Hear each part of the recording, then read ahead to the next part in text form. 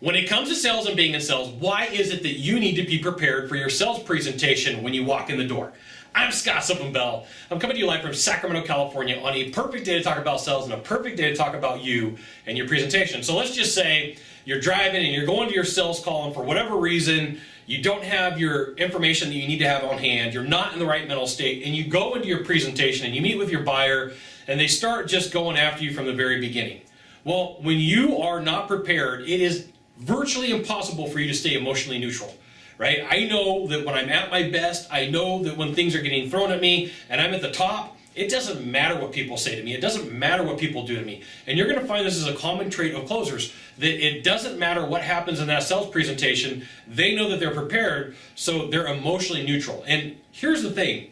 When somebody screams and yells at you, what you found is they are out of control and you are in control as long as you can stay emotionally neutral. You have the ability to bring that person back. You have that ability to bring them back in. But when you lose control of your emotions in a sales process, what happens is that buyer loses some belief in you. That buyer loses some of your ability to be there.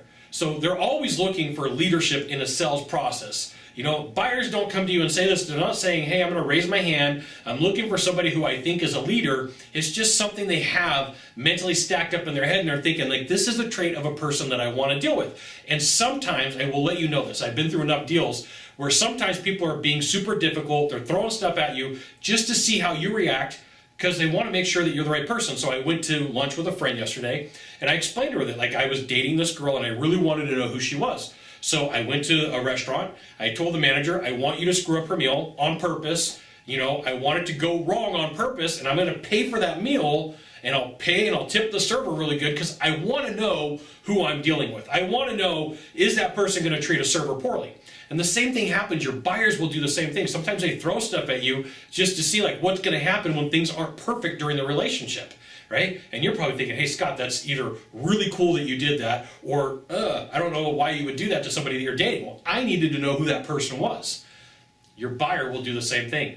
They're looking for, like, is this salesperson supposed to be here? So you have to maintain.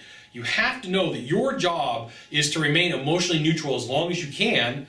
And sometimes people will do stuff to rattle your cages. Now, somewhere in the world today, there is a class to teach professional buyers how to rattle salespeople. And the belief is if we can get you rattled as a salesperson, we could get better discounts, we could get better pricing, we could get better, more favorable terms. Your job, as much as possible, is to be the leader and show exemplary status, and be that person, be the leader that they need to be, instead of freaking out. When you're prepared, it's much easier for you to let them roll with the punches and be like, wow, okay, no big deal. But when you freak out, the buyer freaks out. That's something you need to know, and it is self-sabotage. So you got one thing to do from here, just one thing. Find the subscribe button and click on it, and every time I send out a video, you'll get an update that says Scott Bell Consultant sent out a video. You should check it out, which you should. We'll see you soon. Aloha.